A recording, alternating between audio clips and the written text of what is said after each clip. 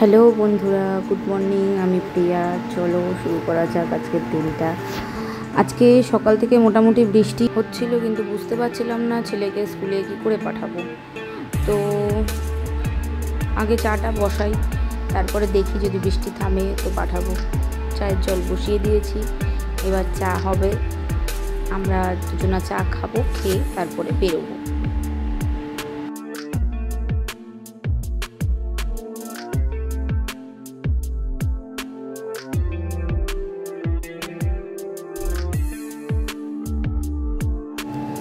তো মনে হচ্ছে বৃষ্টিটা একটু থেমে যাবে, থেমে গেলেই ছেলেকে নিয়ে স্কুলে বেরিয়ে যাব।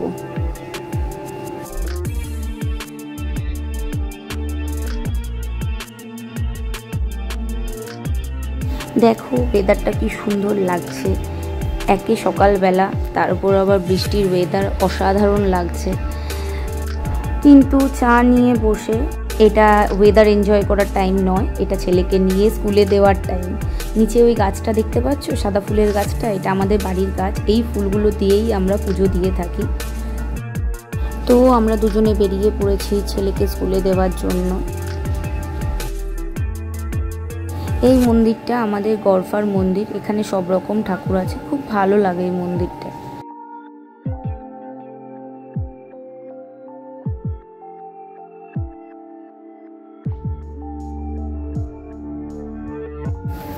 আগে সকালবেলা আমরা হাজব্যান্ড ওয়াইফ এই পুকুর পাড়ে হাঁটতাম, মর্নিং ওয়াক করতাম, এখন আর হয় না।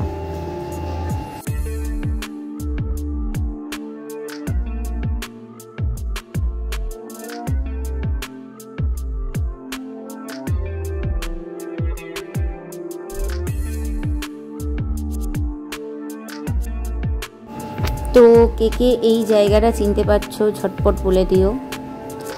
ভেবেছিলাম আজকে স্কুলের একটু ভিডিও করব, কিন্তু আবার সেই বৃষ্টি নেমে গেছে ঝমঝমিয়ে, তো স্কুলের ভিডিও করতে পারিনি। দেখতে পারবে ঝমঝম করে পুরো বৃষ্টি পড়ছে। এই যে একটুখানি কাজটা নামিয়েছিলাম, ছপ করে দেখলাম জল ঢুকে গেল, আবার কাজটা তুলে দিয়েছি।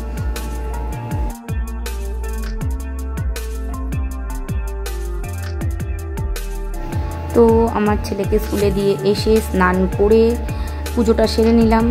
এই দেখো আমার সিংহাসন, আমার ঠাকুর, আমার বজরংবলী মহাদেব, আমার গুরুদেব, তারামা, লক্ষ্মী, গণেশ, জগন্নাথ দেব সবাই আছেন। বললাম না আমাদের গাছের ফুল, ওই ফুল দিয়েই আমরা পুজো করে থাকি। প্রচুর ফুল হয় আর খুব সুন্দর লাগে দেখতে। তো দুপুরে রান্নাবান্না সেরে ছেলেকে আনতে চলে গেছিলাম, একটু লেট হয়ে গেছে, তো পাটুলি দিয়ে ফিরছি। আমার ছেলে বিডি মেমোরিয়ালে পড়ে, এই যে আমি আর আমার ছেলে, আমার হাজব্যান্ড গাড়ি চালাচ্ছে।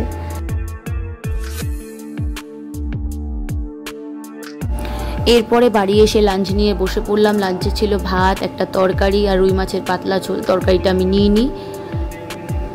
এরপরে মা এসে বিকেলে তালের বড়া দিয়ে গেল। আমার শর্টের তালের বড়ার রেসিপি দেওয়া আছে। ডিনারের জন্য করেছিলাম এগ তরকা, এটারও রেসিপি শর্টে দেওয়া আছে। তো ডিনারে ছিল রুটি আর এগ তরকা।